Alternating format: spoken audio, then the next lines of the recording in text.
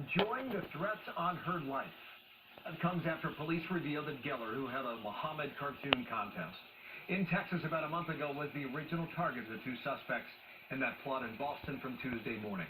Pamela Geller is president of the American Freedom Defense Initiative and Stop Islamization of America, as well as founder of AtlasShrugs.com. And Pam, welcome back here and good morning. Good morning to you. With regard to Boston, when were you told about that plot? What day of the week was that?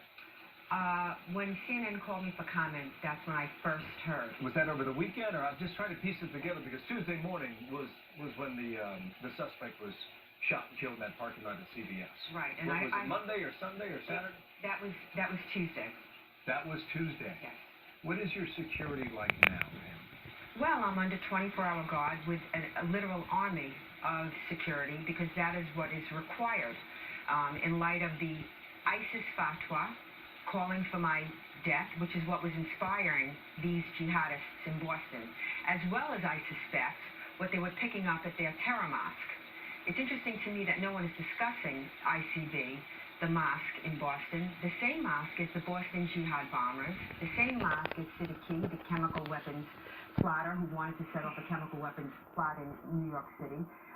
This is a mosque that needs to be investigated, and yet everyone is talking about me. It's not about me. It's about adhering to the Sharia. I was targeted for beheading because I blasphemed against Muhammad. That's why I was targeted. We know that Rahim met on the beach with David Rice and the third man who's still at large. They were plotting my beheading, and I suspect that's also why they were under 24-hour surveillance. No one's been arrested in Rhode Island either, but this David Wright fellow was arrested Tuesday late afternoon in Everett, Massachusetts. Is the FBI in contact with you now, today? The FBI is in contact with me regularly. Okay. Last night, I do believe, you said this, what happened in Garland, Texas was the first annual. Yes. Suggesting that you will do that every year, the whole day draw the profit contest? Yes. I'm not a Muslim. I do not adhere to the Sharia. People need to learn about the jihadic doctrine, not shut people up that are talking about it.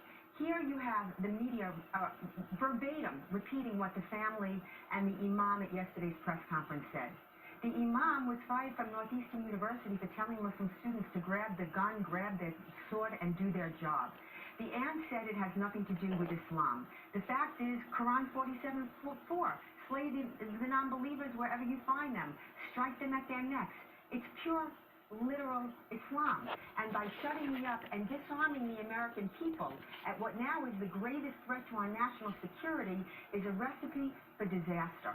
You mentioned the criticism. This from CNN the other night when this question was posed to you. Watch here. Are you stoking the flames? Do you, on some level, relish being the target of these attacks? Relish being the target. Who self-promotes to get killed?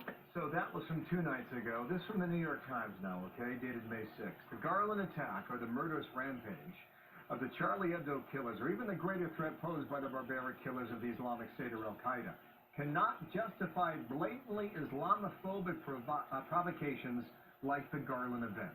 These can serve only to exacerbate tensions and to give extremists more fuel. What do you think about that? Giving more fuel to their cause. This is blaming the rape victim for her too short skirt. This is the expectation of bigots on the left. Why doesn't the left expect Muslims to behave just the way Catholics and Jews and Christians do when their religion is mocked? They somehow give a special status, a special class to Muslims, expecting them to act savagely. I do not. As far as me relishing this, who self-promotes to get themselves killed? Anyone that does the work that we do is smeared, defamed, and libeled. Our name is dragged through the mud, but we do it, and we continue to suffer the abuse and the slings of arrows because what is at stake is our very freedom. And what people need to do is they need to go to my website, PamelaGeller.com or Jihad Watch, and learn about the jihadist doctrine, because the media...